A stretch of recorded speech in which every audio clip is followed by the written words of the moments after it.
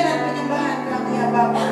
Siapkan hati umat-Mu Tuhan pada pagi hari ini Tuhan. Setiap kami Tuhan, setiap kami secara pribadi Tuhan, mempersiapkan satu persembahan buat Engkau Tuhan. Persembahan yang sungguh-sungguh keluar dari hati kami ya Bapa. Engkau yang menyertai urapi tempat ini Tuhan. Let your spirit come Tuhan. Kami mau welcome Tuhan untuk hadirat-Mu Tuhan, bekerja di tempat ini ya Bapa. Terima kasih Tuhan. Kau berkati hamba-Mu Tuhan, Pastor Edi akan melayani semua tim musik, multimedia, gereja anak Tuhan, semua yang melayani tim doa syafaat Tuhan, ushers Tuhan, greeters Tuhan, tutup bungkus dengan darah-Mu Tuhan. Kami mau memberikan yang terbaik buat Engkau pada pagi hari ini Tuhan. Kami mau memberi yang terbaik buat Engkau pada pagi hari ini ya Bapa. Bekerjalah di tengah umat-Mu Tuhan. Dalam nama Yesus, semua mengasihi Tuhan mengatakan amin. Amin. Haleluya. Selamat pagi saudara kasih dalam Tuhan. Selamat pagi saudara. Pagi saudara bisa kasih kata-kata yang luar biasa ke teman kiri kanan saudara. Katakan, hari ini adalah harinya Tuhan saudara. Katakan ke kiri kanan, mari kita bersuka cita. Haleluya. Amin. Kalau bulan ini kita ngomongin tentang atau kita bicara tentang iman saudara, kita percaya kita waktu kita memuji dan menyembah Tuhan, kita juga memperkatakan kata-kata iman saudara. Amin. Bukan hanya sebuah lagu, tetapi benar-benar perkataan iman. Amin saudara. Mau aminin sama-sama pada pagi hari ini saudara. Amin. Kita berikan sorak-sorai buat Tuhan kita.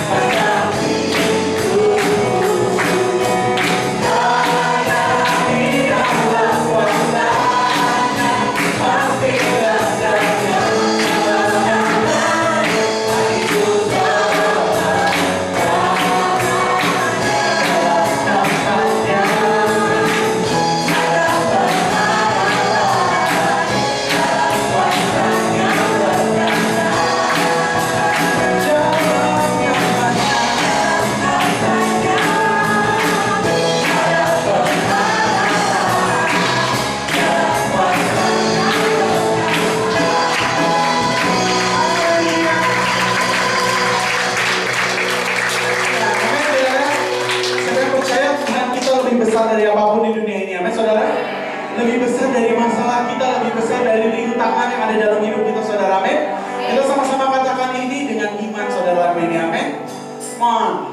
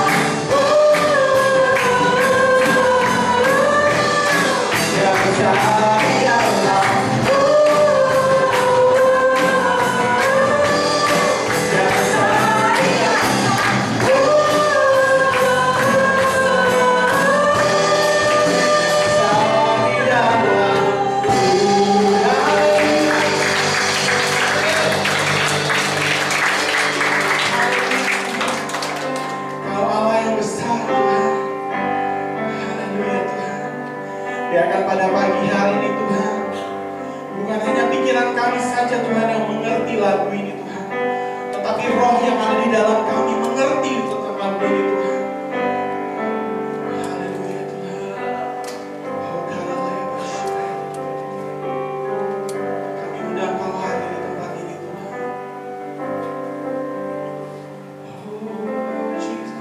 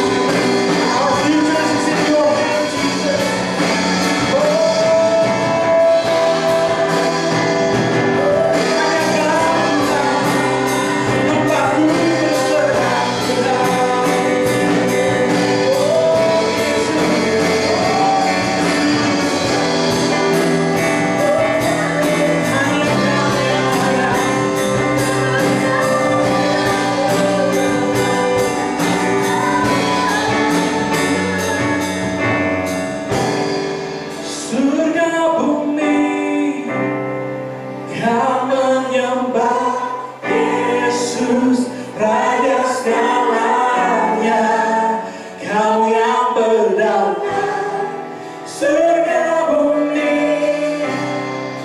Kau menyembah Yesus, Raja segalanya, Kau yang berkuasa surga bumi.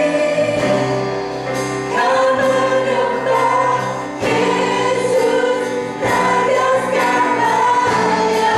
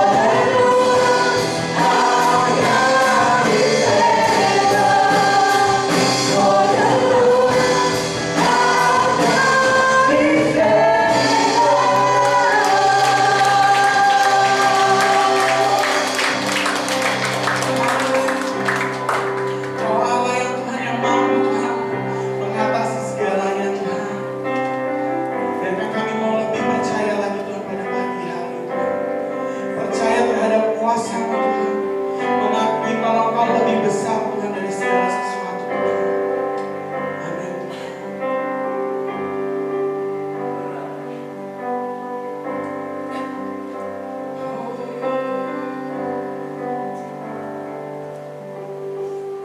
Amin, Bapa. Terima kasih Tuhan.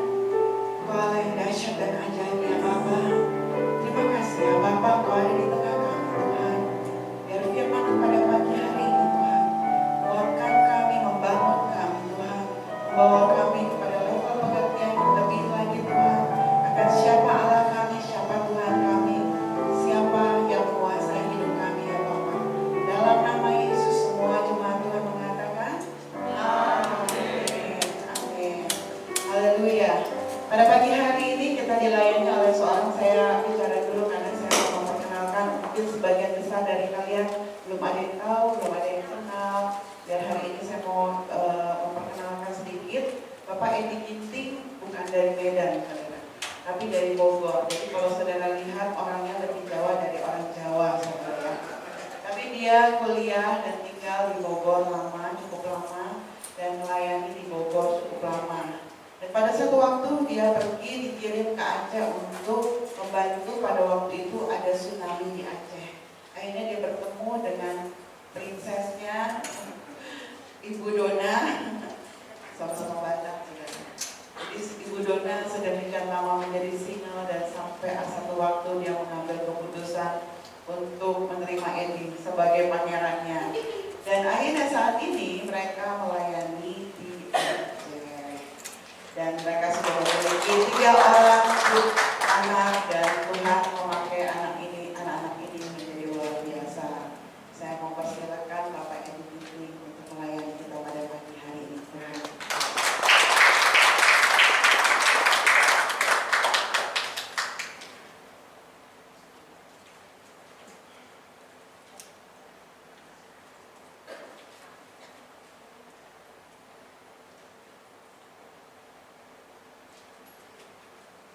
Puji Tuhan.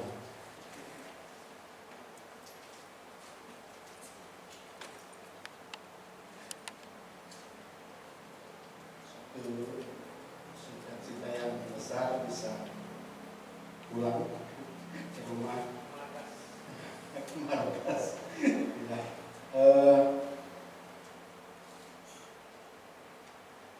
Tadi waktu bicara tambahan saya pikir,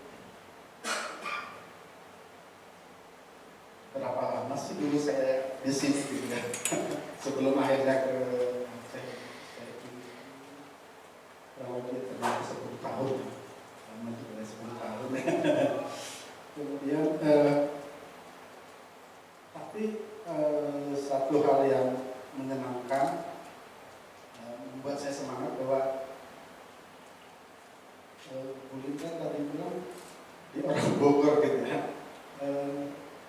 Memang sampai sekarang dimanapun saya di Medan, di Aceh, di rumah gitu, saya masih identifikasi sebagai orang Bogor gitu ya. Saya bantu melayani dulu sebelum kita resmi jadi pos PI di Aceh, kita bantu di DPDI. Kalau diperkenalkan saya itu dari Bogor gitu ya. Jadi itu spesial ya. Jadi aku sampai di sini itu rasanya seger banget gitu ya. Senang banget mengingat 10 tahun itu ya, 10 tahun banyak itu. Terima kasih kawan Linda sudah dari awal ya, tahun 94 saya ke kota ini, diberikan, dibentuk luar biasa ya, sampai saya ada seperti saat ini. Itu fondasi yang kuat sudah ditanamkan sama Pastor Linda dari awalnya ya. Di Aceh, Aceh kami sudah 16 tahun ya, 16 tahun. Banyak hal yang kita coba lakukan. Memang awalnya itu disaster respon ya, disaster respon. Jadi merespon bencana alam yang terjadi. Kemudian akhirnya tetap menetap di sana.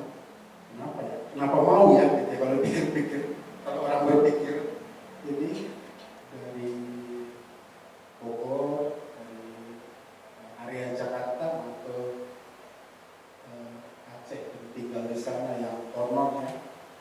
Sampai saat ini kita sebagian besar masih menganggap Aceh itu sesuatu yang mau sana entar dulu deh gitu ya. Pikir-pikir dulu gitu ya. Termasuk saya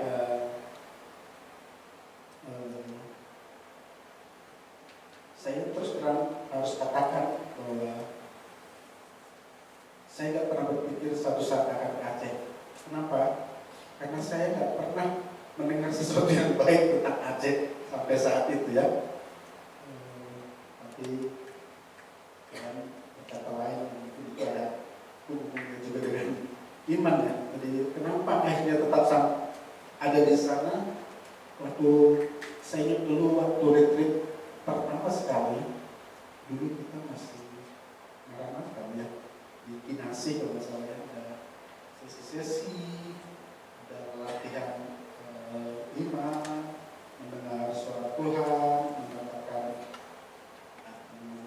petunjuk dari Tuhan. Nah, waktu itu yang saya ingat sekali bahwa Tuhan berkata, saya suatu saat akan melayani di suatu daerah pegunungan, sebelahnya laut, orangnya sok pinter gitu ya. Orangnya agak kurang rajin gitu, orangnya macam-macam gitu kan. Akhirnya setelah dia melihat itu udah lama, udah tahun, saya nggak ingat persis itu retreatnya tahun berapa itu, 95 atau 96 gitu kan ya. Dan 2005 waktu ke sana melihat itu persis, masih saya ingat itu sempurna ingatan saya tentang penglihatan yang Tuhan tunjukkan kepada saya waktu itu. Berdoa aja ya, beriman terus dari awalnya bingung juga, hanya Aceh gitu ya. Terus berdoa seiring waktu berjalan, menentukan bahwa di sana. Dan puji Tuhan sampai sekarang ada di sana. Kemudian yang kami lakukan di sana saat ini ya berbeda ya. Kami kan misionari ya, jadi di kota lain dengan di Bandung itu berbeda. Kalau saat ini yang terupdate yang kami lakukan, saya bekerja secara profesional di 2 tempat. Satu itu perusahaan yang memproduksi kopi dan telur.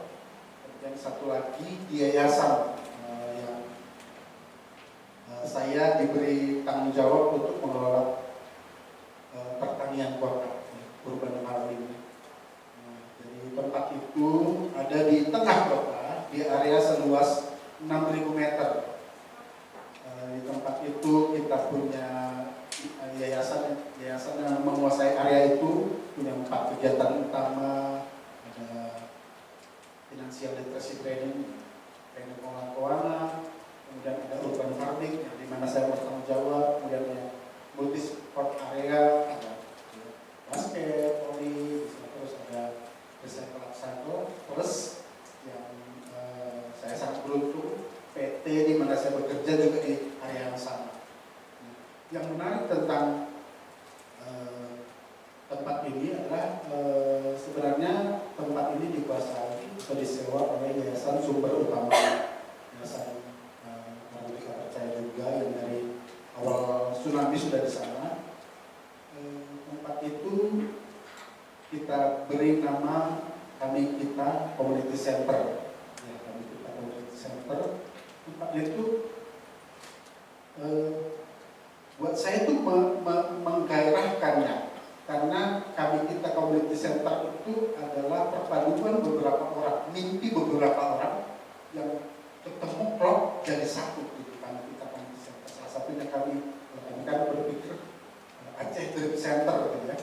Terus tapi kegiatannya itu jadi klub di situ. Nah, yang kami imani, percaya di situ adalah Tuhan melakukan sesuatu. Kita memang di sana tidak menginjili langsung ya, one on one gitu. Dan kita juga sudah bilang kita nggak akan melakukan penginjilan di tempat itu kecuali orang bertanya. Kalau orang bertanya baru kita lakukan. Nah, tempat itu dari hari ke hari, dari waktu ke waktu semakin ramai, semakin terkenal karena orang bingung ya. Ada pertanian, di tengah kota, kok tanamannya tanaman yang hanya bisa tumbuh di dataran tinggi tapi berhasil tumbuh di situ dengan baik.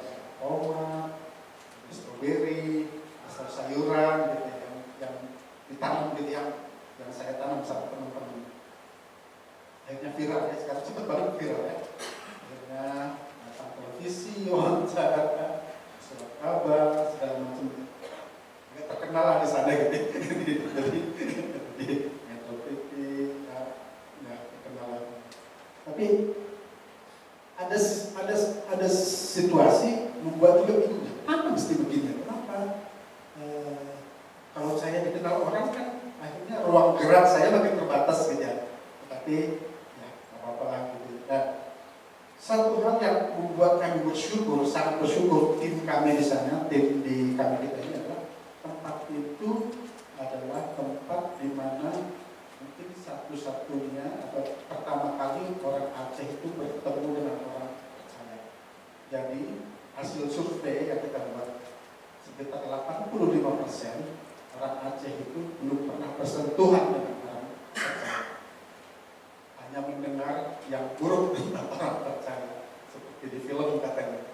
Tetapi di tempat itu akhirnya mereka bertemu dengan kita, mereka merasa heran, baik-baik, orangnya namanya bagus gitu ya. Kita di urban farming itu tuh organik ya, jadi nggak menggunakan bahan kimia. Jadi semua organik, kita siapkan semua bahannya, pupuknya, pestisida kita siapkan semua. Jadi ramai. Jadi kebutuhan banyak orang, terutama orang yang sakit ya, tumor, kanker biasanya kan nggak boleh bersentuhan dengan bahan makanan yang mengandung kimia. Jadi itu jadi ramai di sana. Jadi itu sih, jadi kami catat tahun ini aja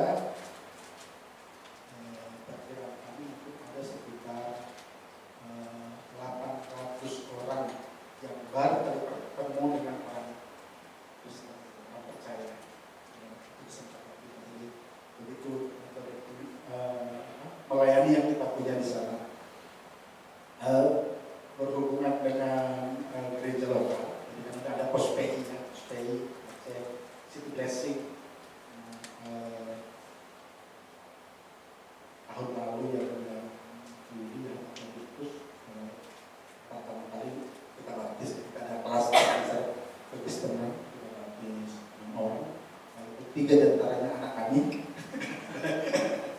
Tapi ada sesuatu yang baik ya, buat sulung, buat jalan yang jalan bersyukur. Terus doakan kami misalnya banyak tantangan sangat berbeda, tapi bersama Tuhan sudah tentukan, Tuhan sudah arahkan.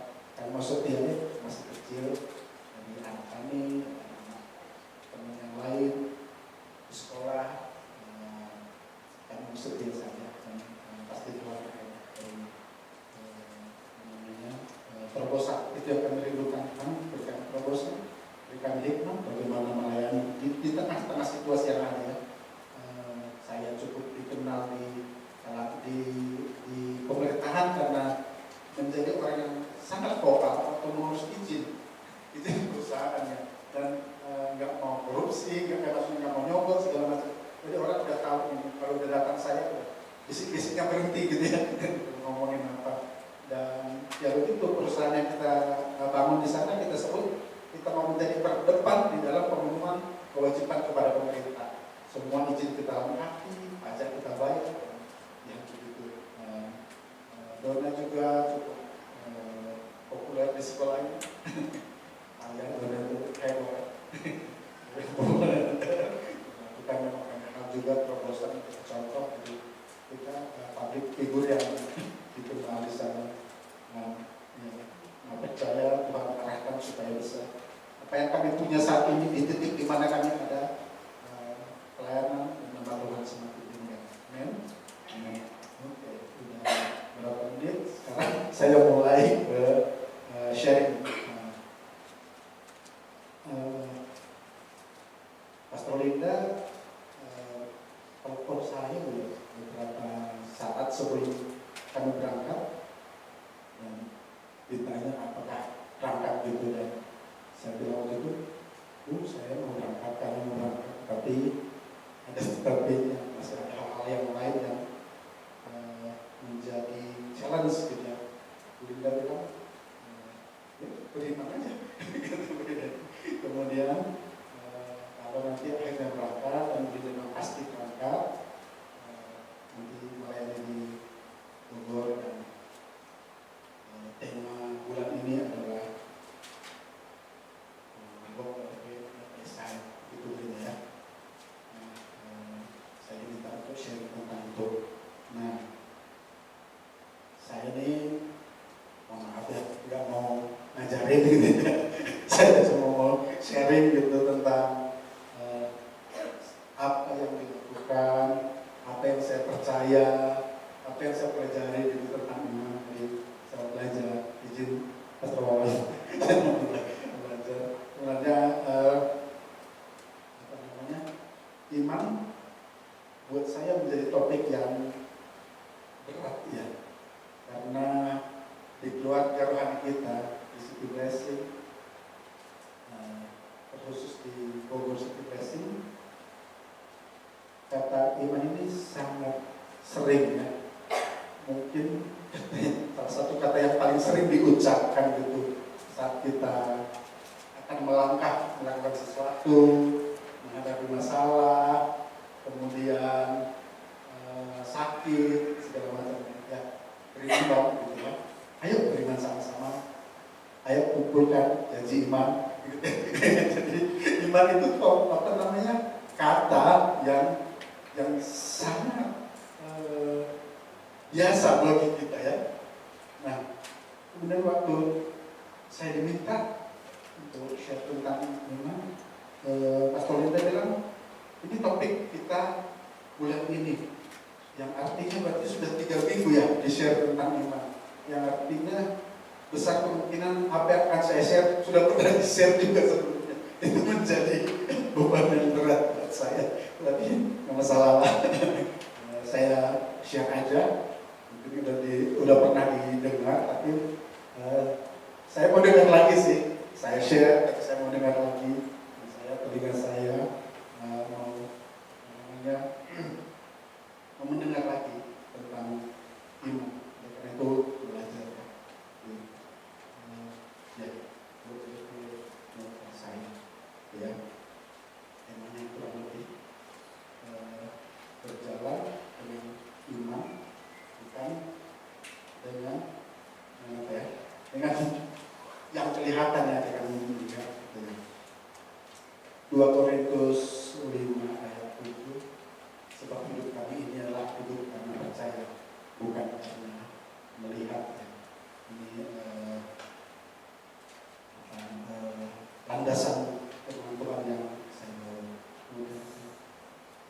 Nah, sekarang apa sih iman itu ya? Iman itu sering kita dengar, iman itu sering ya kita perkatakan, iman itu sering kita gunakan sebagai kata-kata yang menyemangati teman kita, diri kita sendiri, siapapun yang ada di sekitar kita. Nah, karena itu mau pelan-pelan belajar, mau share apa yang saya pelajari ya. Dimulai dari definisi. Menurut KBBI itu Kamus Besar Bahasa Indonesia ya, iman itu adalah seperti ini. Iman itu definisinya salah satunya kepercayaan sesuai dengan agama. Jadi kalau kita iman Kristen ya, kalau yang lain iman yang mereka percaya agama mereka, KBBI. Kemudian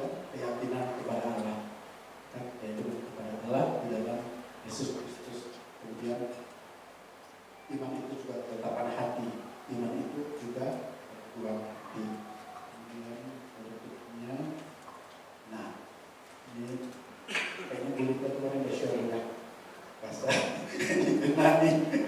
Iya, ini yang kami belajar dengan diri dari kelas. Nah, kalau dalam bahasa Yunani, iman itu ternyata bisa dilihat dari kata benda, ya. Benda, atau juga bisa dilihat dari kata kerja. Tapi mungkin yang sesuai dengan kita adalah kata kerjanya itu persis, artinya yakin, ya. Terus persuasi yang teguh, kepastian dan kesetiaan. Berikutnya, kalau menurut firman Tuhan, ya ini ya,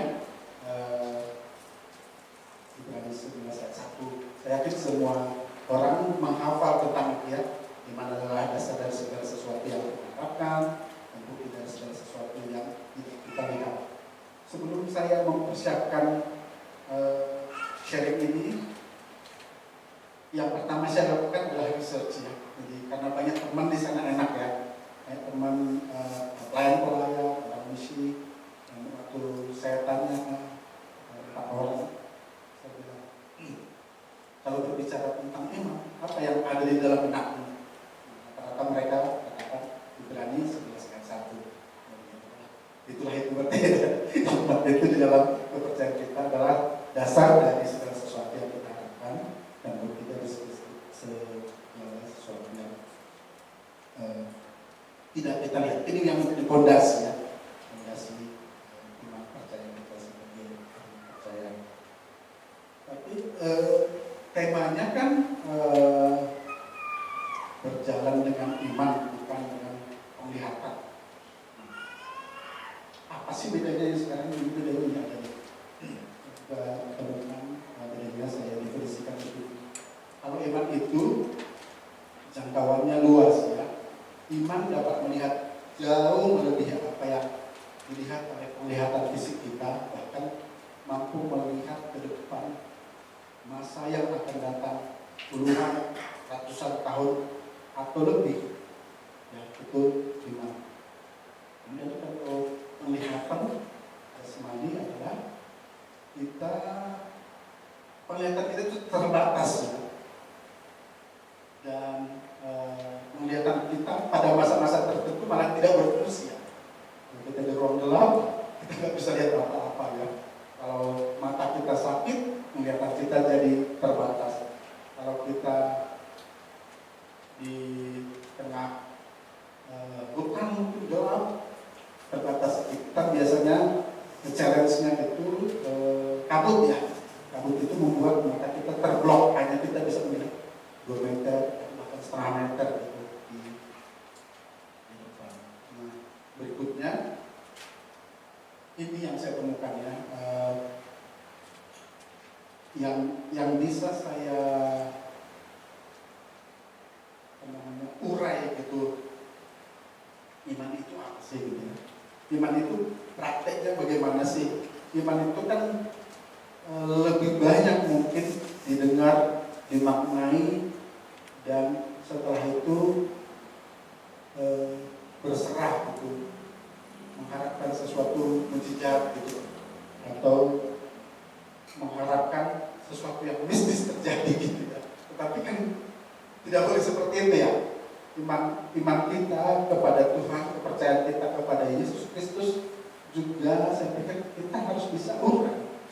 Kita harus bisa pertanggungjawabkan seperti waktu kalau kami di Aceh, orang itu banyak bertanya gitu tentang iman kita. Nah, iman kita itu kita harus bisa urai, bisa pertanggungjawabkan karena mereka juga akan mendebat ya, mendebat dan membuat kita di posisi yang terpojok gitu. Jadi kita harus memang bisa menguraikan dengan kata-kata yang lebih sistematis gitu dalam beberapa poin.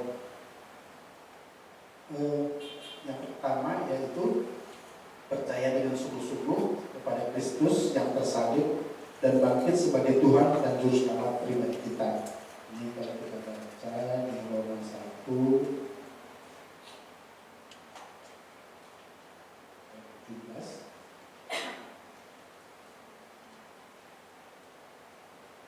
1 17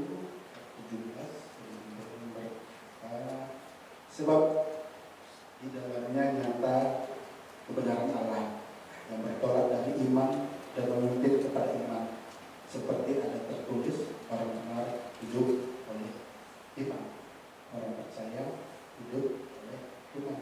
Jadi iman itu definisi saya waktu saya menjalani hari saya, waktu saya bertemu dengan tantangan, waktu saya bersiap untuk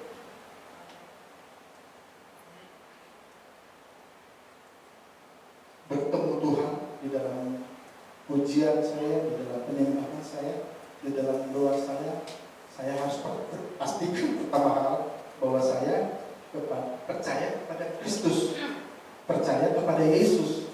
Nah, Yesus yang mana yang dipercayai? Yesus yang tersalib dan bangkit. Amin. Kemudian yang kedua, berbicara dengan iman ternyata tidak cukup hanya percaya. Ada langkah yang perlu dilakukan, ada keputusan yang perlu diambil, sehingga iman itu menjadi iman yang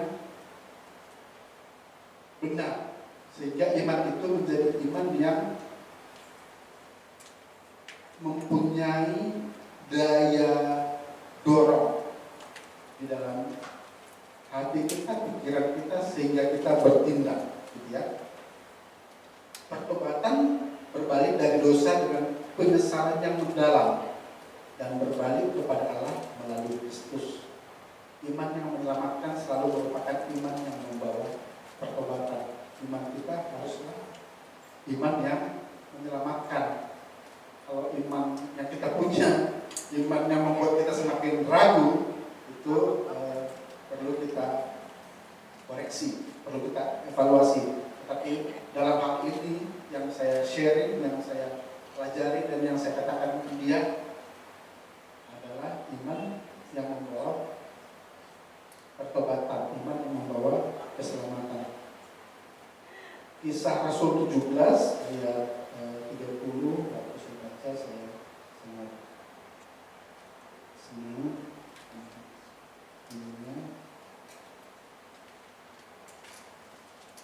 Firman Tuhan, Kisah Rasul 17.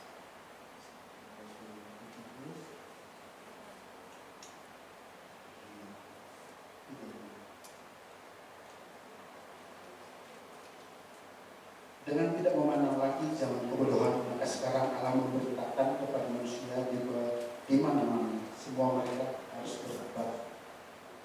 Waktu saya datang ke kota ini tahun 94, di dalam diri saya, di dalam otak saya, dalam pikiran saya mencap diri saya sebagai orang yang saleh. Saya mencap diri saya sebagai orang yang benar. Saya mencap diri saya sebagai orang yang jujur. Tetapi ketika seseorang datang ke kos saya dulu, dilayani, baru saya sadari bahwa yang saya pikirkan itu semua salah, ya. Cap ataupun pemikiran, pendapat saya awalnya tentang diri saya, karena itu juga cap yang diberikan orang yang saya datang dari kampung. Di kampung itu dan di kecamatan, di sekolah, saya orangnya nggak macam-macam ya, nggak neko-neko ya. Saya lurus-lurus saja, saya pendiam, ada orang melakukan hal yang benar, saya menyingkir, gitu. Saya rajin ke gereja, tidak pernah absen di gereja. Kemudian saat berdoa, saya di ibadah itu saya benar-benar khusyuk berdoa. Walaupun teman saya menculik saya, mengkritik saya dan orang tua juga bilang kalau ada orang berantem atau ada orang tua yang membanding-bandingkan, mereka selalu bawa nama saya. Jadi gitu loh, jangan nakal banget.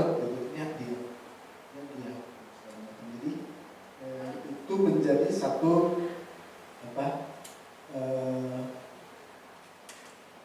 hal yang membuat citra diri saya seperti yang saya dengar, yang saya serap. Akhirnya saya percaya sampai pada satu titik ternyata semua kita itu berdosa. Tidak ada yang benar, satu orang pun tidak dengan Tuhan. Saya melayani, saya tidak mengeraskan hati saya menerima Tuhan Yesus sebagai juru selamat. Dan saya bilang waktu itu, masa-masa 94 itu banyak orang yang bertobat dari yang hidupnya berantakan, susah, mafia, penjahat, segala macam, narkoba, bertobat. Dan mereka bilang mujizat terjadi di dalam kehidupan mereka. Tetapi saya bilang mujizat yang lebih besar terjadi dalam kehidupan saya. Karena saya yang merasa dirinya tidak berdosa, karena memang melakukan hal-hal yang baik menurut standar komunitas, standar sosial, standar manusia, ternyata saya menyadari dan itu saya berikan pujian kemudian kepada Tuhan. Gitu ya. Kemudian berbicara tentang iman yang tadi pertama ya kita harus percaya, yang kedua percaya yang tidak cukup untuk membuat iman kita itu bisa bekerja efektif dalam hidup kita, harus ada pertobatan. Dan yang berikutnya adalah diperlukan ada ketaatan. Ketaatan kepada siapa? Kepada papa, mama, opa, nenek, opung, dan kepada siapa? Ketaatan yang pertama adalah kepada Yesus Kristus dan firman-Nya. Itu yang kita jadikan acuan ya, pedoman. Ketaatan kita adalah kepada Tuhan Yesus Kristus dan firman-Nya sebagai suatu cara hidup yang diilhamkan oleh iman kita, oleh rasa syukur kita kepada Allah dan oleh karya Roh Kudus yang membaharui. Itulah ketaatan yang bersumber dari iman. Oleh karena itu iman dan ketaatan tidak bisa dipisahkan. Iman yang menyelamatkan tanpa penyerahan diri kepada pengudusan tidak sah dan tidak mungkin. Jadi ketaatan juga menjadi kata yang sering juga diajarkan, bahkan khotbah yang sering diajarkan di rumah, di keluarga rohani kita. Dan ketaatan memang diperlukan. Tanpa ketaatan tadi penyerahan diri dan pengudusan menjadi tidak sah. Karena ketaatan itu seperti memberontak ya. Pemberontakan itu tidak berkenan di hati Tuhan. Kemudian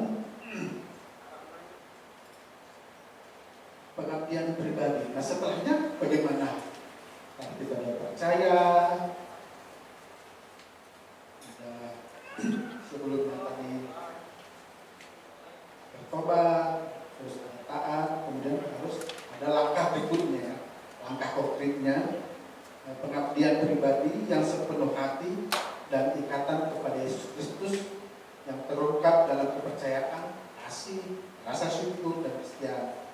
Iman dalam pengertian utama tidak dapat dibedakan secara jelas dengan kasih. Iman menjadi suatu tindakan pribadi dari pengorbanan dan penyerahan diri yang diarahkan kepada Kristus. Ya, itu menjadi penting. Ada bagian firman Tuhan katakan iman tanpa perbuatan adalah hal kosong ya. Saya mau lanjut aja berikutnya. Jalan dengan iman dan bukan melalui penglihatan ini kembali dari tema itu. Banyak teladan model yang berjalan dengan iman yang Tuhan tunjukkan kepada kita melalui firman-Nya. Buat saya mungkin kalau berbicara tentang iman yang pertama kali itu yang muncul adalah Abraham. Yang kejadian, coba kita lihat kejadian 12 ayat 1.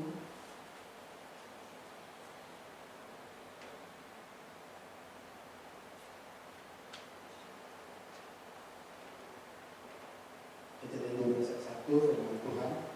Berfirmanlah Tuhan kepada Abraham, pergilah dari negerimu dan dari sanak saudaramu dan dari rumah bapakmu ini ke negeri yang akan kutunjukkan kepadamu. Dan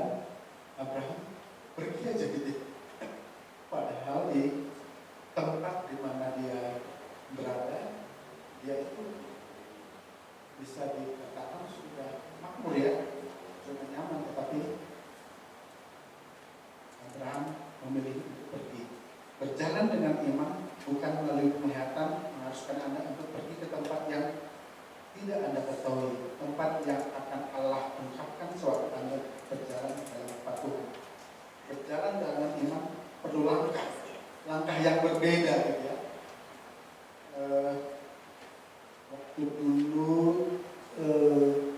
sebenarnya waktu di Aceh itu saya di share sama Pastor Gan, itu kalau sama-sama Pastor Gan tentang beban dia di Aceh segala macam, dan bertanya juga kepada saya, walaupun sebelumnya saya memang udah ada gambaran yang tadi saya ceritakan di awal itu ya, yang Tuhan tunjukkan itu sempurna persis ya.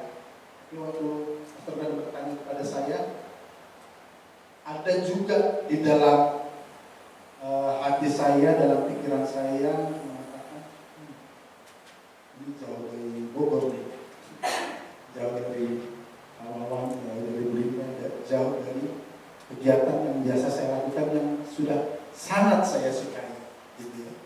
Ini menjadi tantangan tersendiri gitu. Ini kan nggak jelas semuanya di sini, apalagi tempat itu waktu itu tempat itu benar-benar kota mati, kota hancur. Dan ditambah lagi sejarah dari awal yang saya bilang tadi, nggak ada sesuatu yang baik yang pernah saya dengar tentang Aceh gitu. Tapi ya, berdoa, dikasih waktu untuk berdoa, akhirnya memberi jawaban dan mendapat peneguhan dari Tuhan ya. Oke, tinggal di sana terus melakukan apa yang bisa dilakukan. Dan Pastor waktu itu bilang, ujung-ujungnya nanti someday akan ada jemaat lokal. Dan ya betul, sudah panjang yang kami lalui, sudah banyak yang kami kerjakan. Konser, beberapa konser, sudah pergi penginjilan, ibadah ke kota yang lain yang saya sudah pernah ceritakan sebelumnya, 8-10 jam perjalanan dari Banda Aceh ke Aceh Tengah. Dan akhirnya pada awal pandemi 2020 itu kita yakin gitu. Dan sebelum itu ya banyak tantangan, ditawarkan di Hong Kong, ditawarkan di Inggris, ditawarkan di kota lain, tapi rasanya belum gitu ya, rasanya enggak gitu ya. Jadi ya itu mengambil resiko itu dengan segala keterbatasan yang ada di sana dan penglihatan yang sudah ada di Hong Kong dan di Inggris gitu ya, diuraikan nanti kalau di sana job listnya ini yang diterima fasilitasnya ini, itu menjadi sesuatu yang tidak gampang ya, melawan daging gitu, kembali percaya kepada Tuhan gitu, kembali percaya, kembali bertanya, kembali berdoa, berdiskusi suami istri, dan sampai pada titik kita yakin bahwa Tuhan masih mau kita di Aceh gitu, di mana Aceh. Tuhan belum suruh kita ke tempat lain, jadi kita nikmatin aja gitu ya. Nah, itu yang saya bayangkan dengan Abraham ya, ini ya, yang pergi gitu ya. Dan ya, dia pergi. Setelah dia pergi, masih ada lagi hal yang lain yang menjadi tantangan ya. Dikatakan keturunannya akan seperti pasir, seperti bintang, sampai 100 tahun umurnya, satu belum ada anaknya. Tapi ya Tuhan itu tidak pernah lalai, Tuhan itu tidak pernah salah, itu yang pasti, amin. Dan Tuhan itu menggenapi apa yang sudah dijanjikannya, dan Tuhan itu lebih dari sanggup untuk menggenapi apa yang dijanjikannya, amin. Tinggal kita yang menentukan bagaimana kita pergi. Kemudian ada lagi Yusuf. Yusuf ini ceritanya ada di Kejadian 37 sampai Kejadian 50. Anda terus berpegang teguh pada mimpi yang telah Tuhan tanamkan di dalam hati Anda. Bahkan ketika Anda telah dibuang, dibawa ke penjara karena kejahatan yang tidak Anda lakukan, lihat saja semuanya yang Yusuf alami, ya. Jadi iman kita ini bukan berarti nggak ada tantangan, ya. Seperti Abraham tadi, banyak juga tantangan. Demikian juga Yusuf kita tahu dia mendapat mimpi dari awal dan mimpinya itu berbeda dan dia pegang teguh dan dia pegang terus, dan pada waktunya Tuhan itu terjadi, ya. Dia menjadi berkat, dia menjadi penyelamat, ya. Saya bilang, saya percaya dia menjadi penyelamat di generasinya, ya, pada masa itu.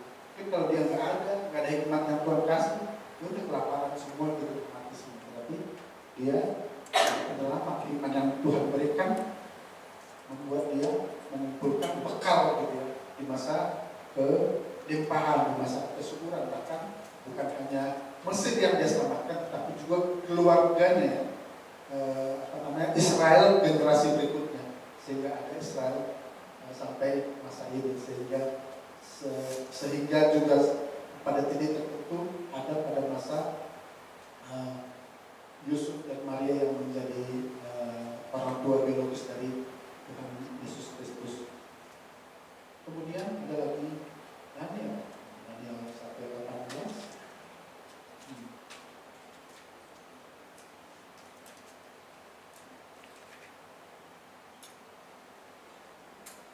Setelah lewat waktu ditetapkan raja bahwa mereka sekalian harus dibawa menghadap, maka dibawalah mereka oleh pemimpin pegawai istana itu ke hadapan Nebukadnezar,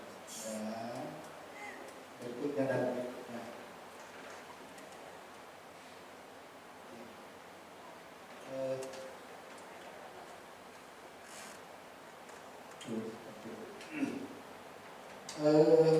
Di perjalanannya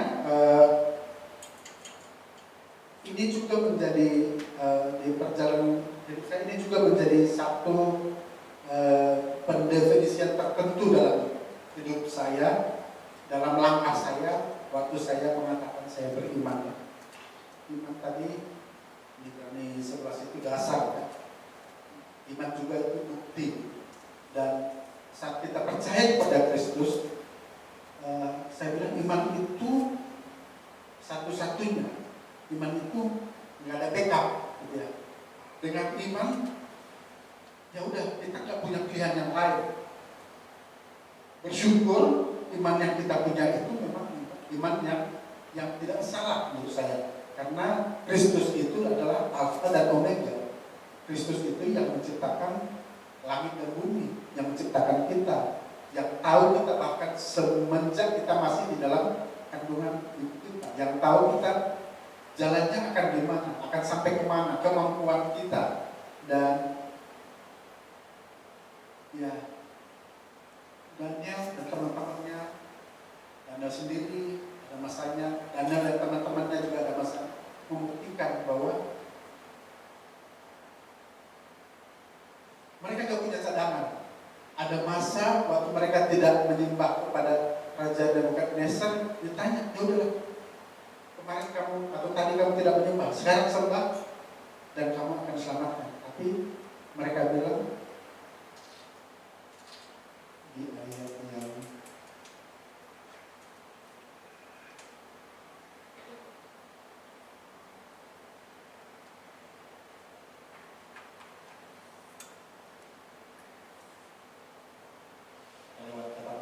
maksudnya poinnya begini, ada masanya akhirnya dikasih mereka kesempatan untuk menyembah Nebukadnezar itu. Tapi Daniel bilang nggak ada gunanya, nggak akan. Saya sudah percaya kepada Tuhan, nggak ada pilihan lain. Saya percaya Tuhan sanggup melepaskan saya dari tanganmu. Tapi kalaupun Tuhan saya nggak akan lepaskan saya nggak mau menyembah kamu. Artinya dia nggak ada dalam iman, dia nggak punya plan B. Dalam iman cuma satu, yaitu percaya, bersandar, berjalan di dalam Yesus Kristus. Amin. Itu menjadi hal yang menjadi definisi juga yang bisa saya cerna, karena pada masa-masa tertentu, pada titik-titik tertentu, terutama di awal, ya, di awal sampai 6 tahun pertama di Aceh itu situasinya kan nggak gampangnya. Situasinya karena berhubungan dengan bahaya, karena berhubungan dengan nyawa. Gitu. Tapi itu tadi ya, saya sudah pernah sharingkan di sini juga, pernah saya ingat, saya pernah kasihan di mana kayaknya saya udah gak ada harapan deh, mati deh. Gitu. Tapi saya bilang sama Tuhan, kalau Engkau tidak melepaskan aku, ya apa gitu. Tapi aku percaya Kau akan lepaskan aku gitu. Dan kejadiannya memang dilepaskan gitu. Tuhan kita iman, kita beriman kepada Tuhan, kita beriman kepada Yesus Kristus itu nggak salah. Dan kita tidak perlu backup iman yang lain. Kita hanya perlu satu iman, percaya kepada Yesus. Dan Dia Allah yang lebih dari cukup untuk menjaga, memenuhi kebutuhan kita, memberkati kita, membuat kita berhasil, dan mencapai tujuan Allah yang besar dalam hidup kita. Amin. Mungkin bisa kita sama-sama katakan, saya tidak punya backup cadangan, saya tidak punya cadangan iman selain kepada Yesus Kristus. 1, 2, 3. Saya tidak mempunyai cadangan iman selain kepada Yesus Kristus. Amin. Amin. Nah, ada lagi yang lainnya, banyak yang lainnya. Nuh, gitu ya. Nuh itu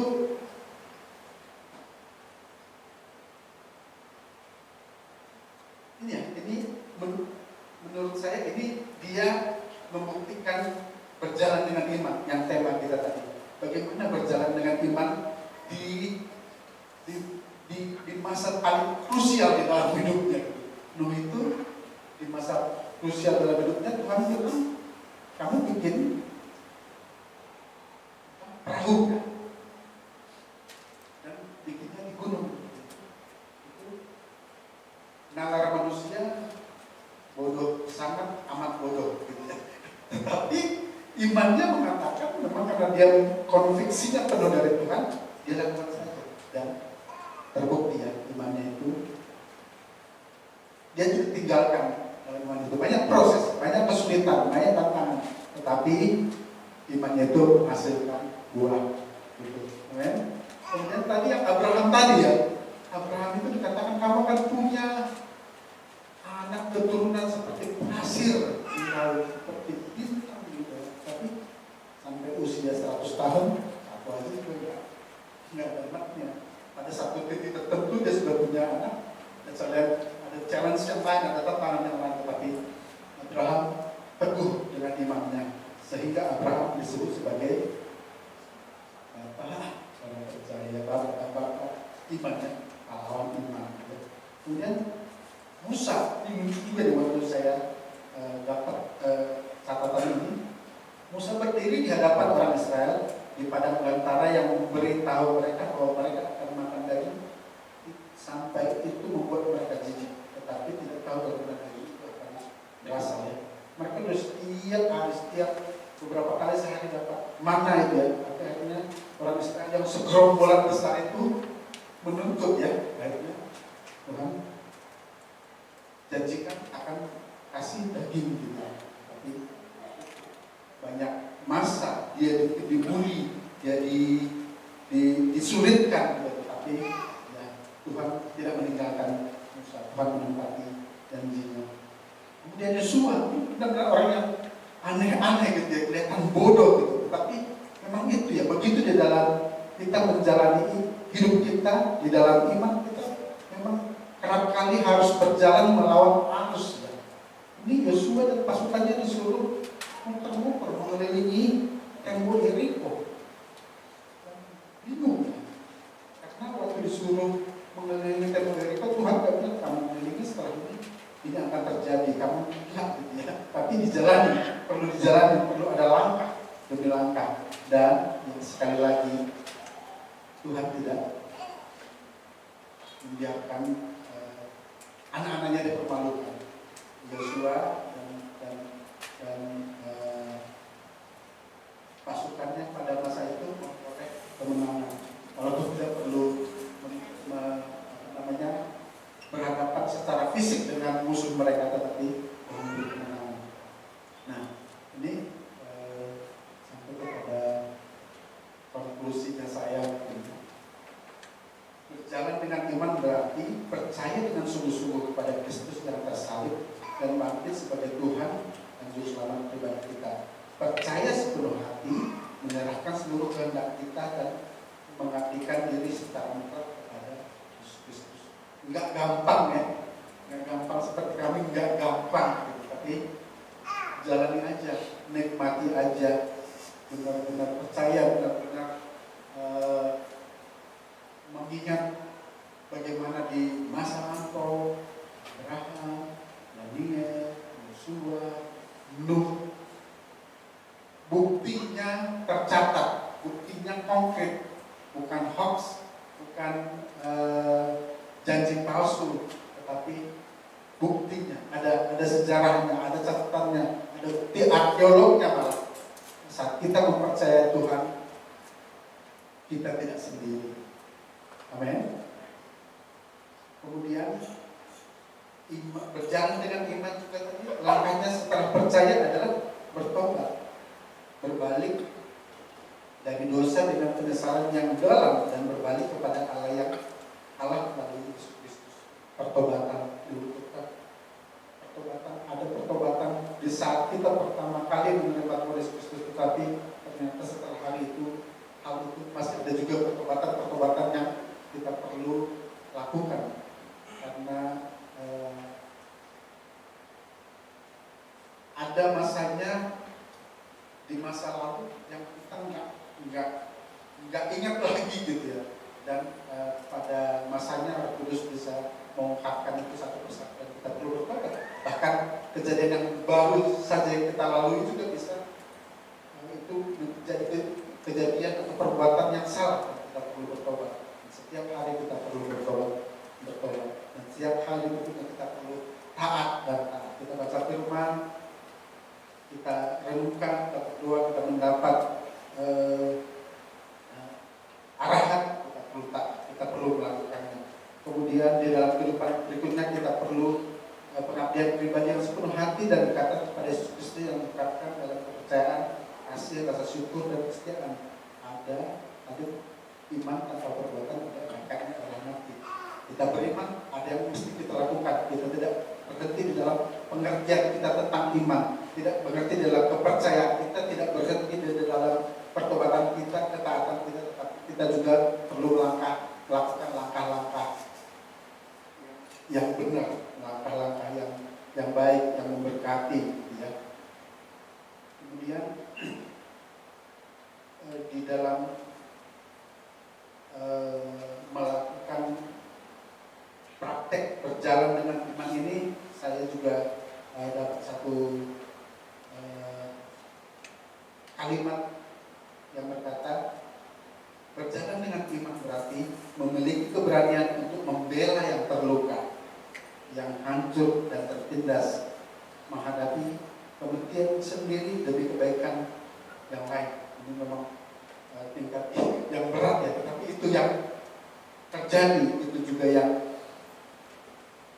pada waktu-waktu tertentu di masa lalu saya alami, dan saya senang akan itu. Saya tidak menyesal akan itu, tapi saya memberikan pujian kemuliaan kepada Tuhan tentang hal itu. Iman menjadi topik yang berat.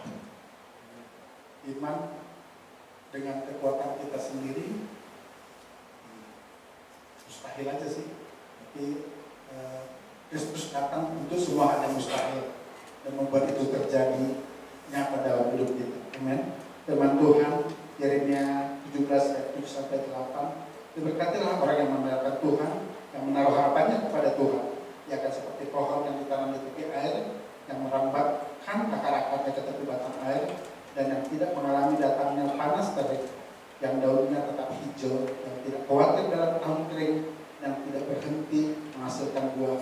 Ayat yang terakhir dari Mazmur 1, berbahagialah orang yang tidak berjalan menurut nasihat orang fasik, yang tidak berdiri di jalan orang yang berdosa, dan yang tidak duduk dalam kumpulan pencemooh, tetapi yang kesukaannya ialah Taurat Tuhan, dan yang merenungkan Taurat itu siang dan malam. Ia seperti pohon yang ditanam di tepi aliran air, yang menghasilkan buahnya pada musimnya, dan yang tidak layu daunnya. Apa saja yang diperbuatnya berhasil. Kita demikian orang fasik, mereka seperti sekam yang ditiup angin. Sebab itu orang fasik tidak akan tahan dalam akibat. Begitu pula orang berdosa dalam perkumpulan orang benar. Sebab Tuhan mengenal jalan orang benar, tetapi jalan orang fasik menuju kebinasaan. Amin. Berjalan dengan iman. Dari pengalaman saya, dari pertama kali saya mengenal Tuhan secara benar, menerima Tuhan menjadi Tuhan Yesus Kristus menjadi juru selamat saya dan raja saya, itu perjalanan yang mendebarkan ya di satu sisi. Tetapi saat saya teguh kepada iman saya, saat saya menaruh semua definisi iman yang saya sebutkan dalam hidup saya menjadi tenang. Ada masa-masanya saat mengalami masa kritis itu panik luar biasa ya, apalagi berhubungan dengan nyawa akan terluka atau segala macam, itu panik dengan luar biasa. Tetapi begitu mengingat, oh, saya punya Tuhan, saya punya Kristus, Dia sanggup melepaskan saya, Dia akan terus menuntun saya, Dia akan memberi kemenangan kepada saya, Dia akan menunjukkan jalannya kepada saya, dan saya akan menang. Itu saat itu akan ada ketenangan. Sepertinya waktu sampai di tahap iman seperti itu, sepertinya sudah tahu apa yang akan terjadi, dan itu sungguh melegakan. Iman adalah bukti dari segala sesuatu yang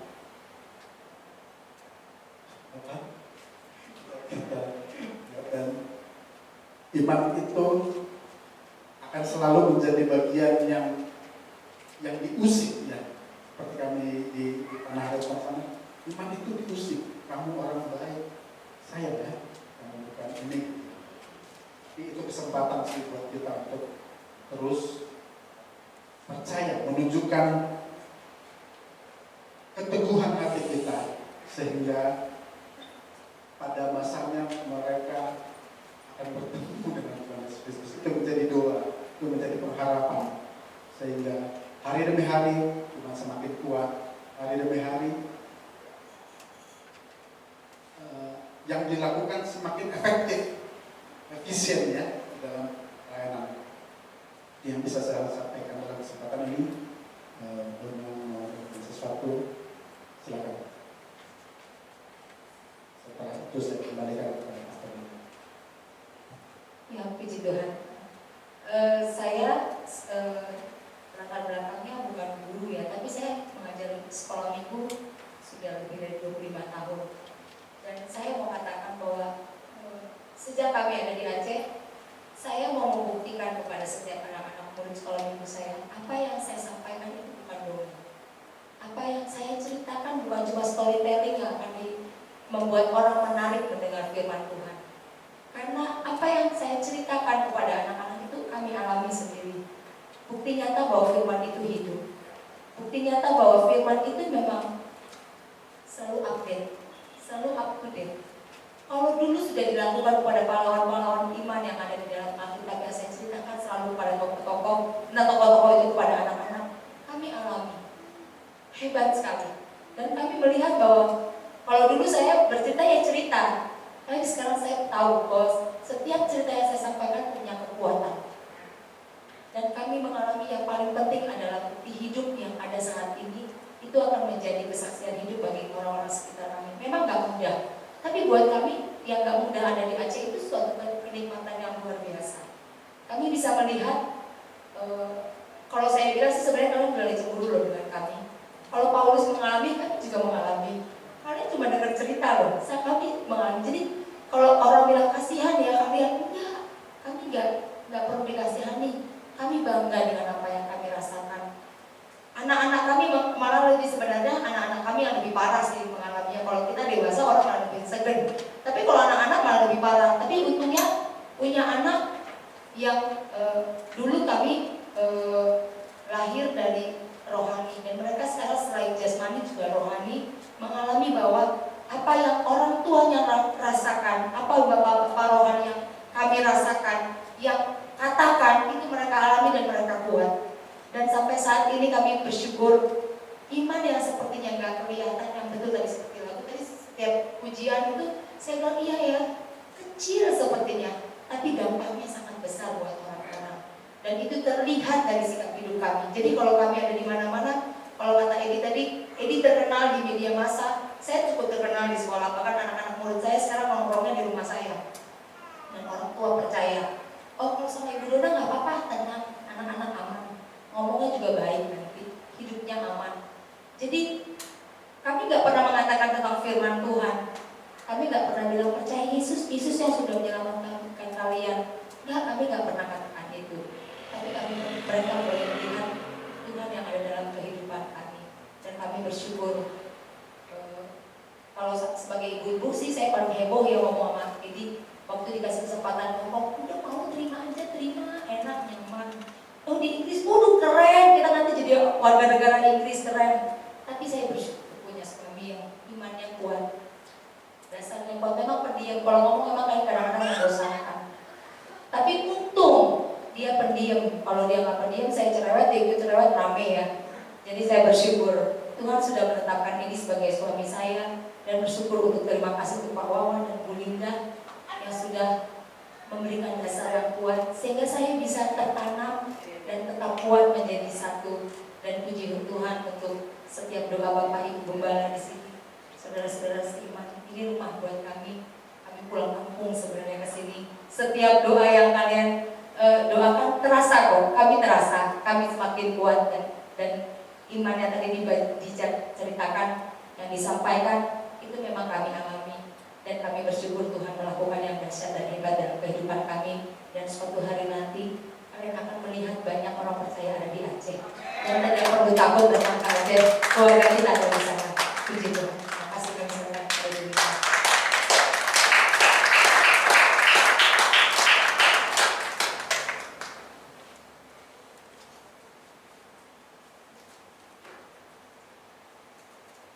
Amin.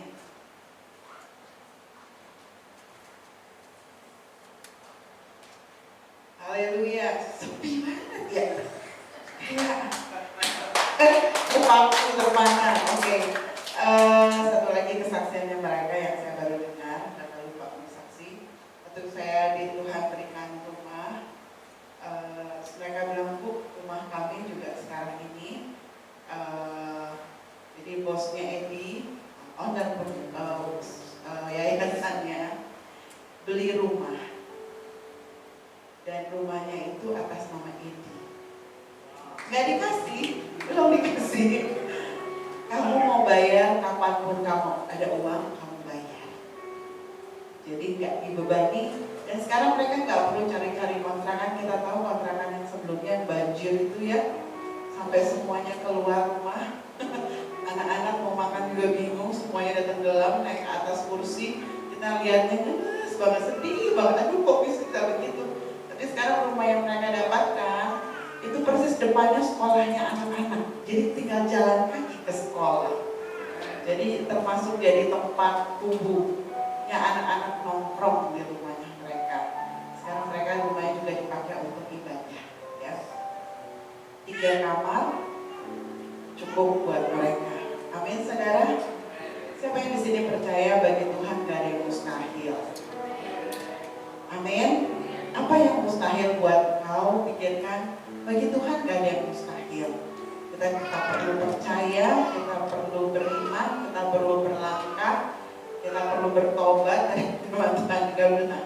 Kita harus tetap kuat, kita harus berani juga menghadapi banyak tantangan di dalam hidup kita. Amin. Tanpa tantangan, saya percaya iman kita itu menjadi iman yang mudah goyah dan lemah.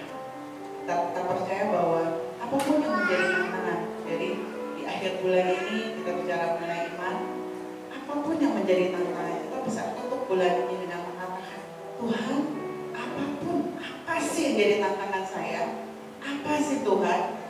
Saya mau percaya bahwa itu bukan menjadi tantangan lagi, tetapi itu menjadi berkat buat saya. Amin. Amin, amin Bapak Ibu sekalian. Siapa yang hari ini diberkati, saudara? Amin. Saya juga sangat diberkati, saudara. Sedikit cerita, saudara, bahwa saya kenal dengan Pak Edi itu sudah dari tahun 90-an, saudara. Dan Pak Edi itu salah satu yang menjadi teladan dalam kehidupan saya, saudara. Ya, gimana dulu kita ingat kita sepak bola sampai jam 10 malam Pak Edi. Dan Pak Edi itu yang paling malam, karena Pak Edi harus pulangin mobil ke rumah Pak Wawan. Ya. Dan saya lihat Pak Edi itu orang yang sangat bisa diandalkan, saudara. Ya. Jadi saya lihat Pak Edi itu banyak setia dalam melakukan perkara yang kecil. Bahkan waktu Pak Edi saya dengar untuk akan pindah ke Aceh, saya salah satu orang yang kehilangan, saudara. Karena kehilangan sosok orang yang bisa diandalkan. Ya. Dan waktu pindah ke Aceh, saudara, itu butuh suatu ketaatan dan butuh suatu iman yang besar, saudara. Mungkin kalau Tuhan bicara sama saya, mungkin saya ada di dalam mulut ikan, saudara, kayak Yunus. Tapi Pak Edi dan Ibu Dona, mereka taat dan setia. Mereka percaya dan beriman kemana Tuhan akan bawa mereka. Terima kasih untuk Pastor Edi dan Pastor Dona untuk hari ini pelayanannya kami sangat berkati. Kita akan mengambil persembahan, saudara. Saya undang untuk pelayan persembahan untuk bisa mempersiapkan. Siapa saudara yang belum menerima amplop, saudara bisa untuk itu dibantu.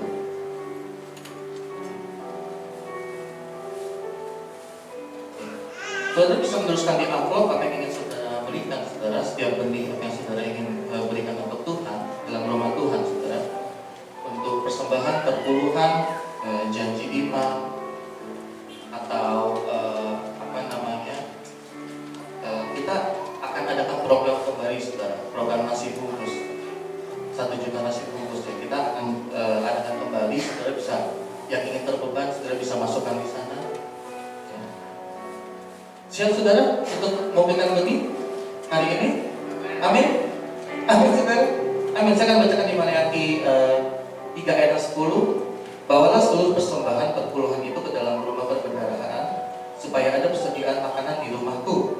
Dan ujilah aku firman Tuhan semesta alam, apakah aku tidak membukakan bagimu tingkat-tingkat langit dan mencurahkan berkat kepadamu sampai berkelimpahan. Amin. Mari kita berdoa. Bapak, terima kasih Tuhan. Kami bersyukur Tuhan, kami menikmati setiap kebaikan Engkau, Tuhan. Kalau bulan ini Tuhan, kami adalah bulan iman, Tuhan.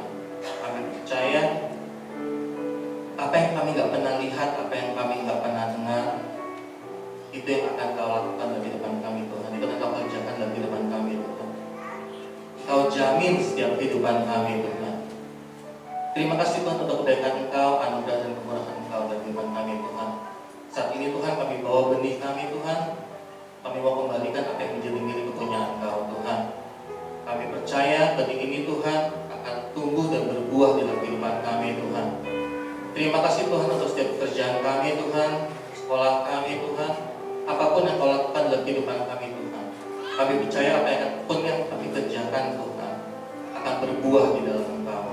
Terima kasih Tuhan, saat ini kami siap untuk memberi, hanya di dalam nama Tuhan Yesus. Amin. Amin. Selama ku hidup, apapun musimku, ku percaya kebesaranmu, kekuatanku di dalam-Mu.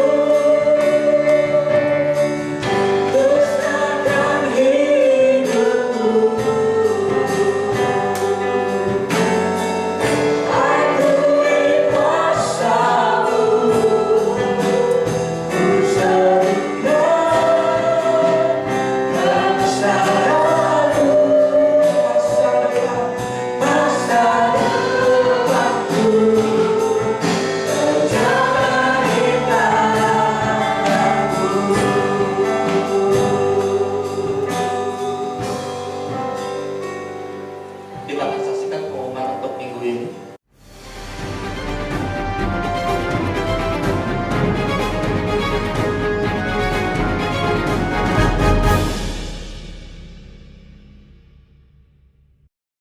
Bagi jemaat yang tidak bisa hadir pada kebaktian hari ini, kami ingin menginfokan dan menghimbau jemaat untuk tetap dapat mengakses tayangan kebaktian secara online lewat YouTube channel CBC Bogor.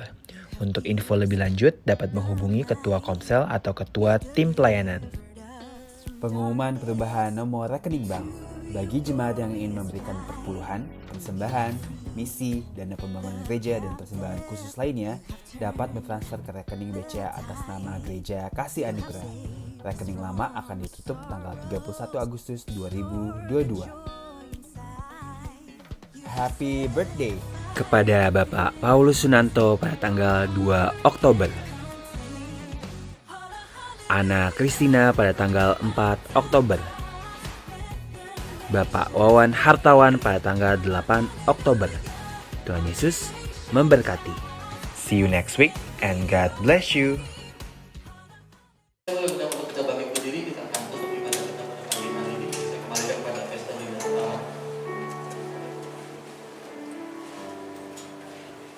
Amin. Mari kita tutup dengan doa. Bapa yang di surga, kami berdoa, terima kasih untuk ibadah kami pada siang hari ini Bapa. Kami mengucap syukur Engkau ada di tengah-tengah kami, biar setiap firman yang diucapkan, difirmankan pada pagi hari ini menguatkan kami, membawa kami lebih lagi dekat dengan Engkau dan mengerti kebenaran-Mu ya Tuhan. Sebelum kami tutup di dalam doa, mari kita berdoa Bapa kami. Bapa kami yang di surga, dikuduskanlah nama-Mu. Datanglah kerajaan-Mu, jadilah kehendak-Mu di bumi seperti di surga. Berikanlah kami pada hari ini makanan kami yang secukupnya. Dan ampunilah kami akan kesalahan kami seperti kami juga mengampuni orang yang bersalah kepada kami. Dan janganlah membawa kami ke dalam pencobaan, tetapi lepaskanlah kami daripada yang jahat. Karena Engkau yang punya kerajaan dan kuasa dan kemuliaan sampai selama-lamanya. Anugerah dan kasih karunia Tuhan bahwa Engkau menjadi lebih dekat lagi dengan Tuhan. Kekuatan yang dari Tuhan dari hari ke hari dalam setiap waktu dalam kehidupanmu membuat Engkau lebih percaya bahwa Tuhan tidak pernah meninggalkanmu. Apapun yang Engkau kerjakan akan berhasil, percaya dan taat kepada Tuhan membuat Engkau semakin lagi kuat di dalam Tuhan. Tuhan menyertai Engkau dari sekarang sampai Maranatha, Tuhan Yesus datang kembali. Semua jemaat Tuhan mengatakan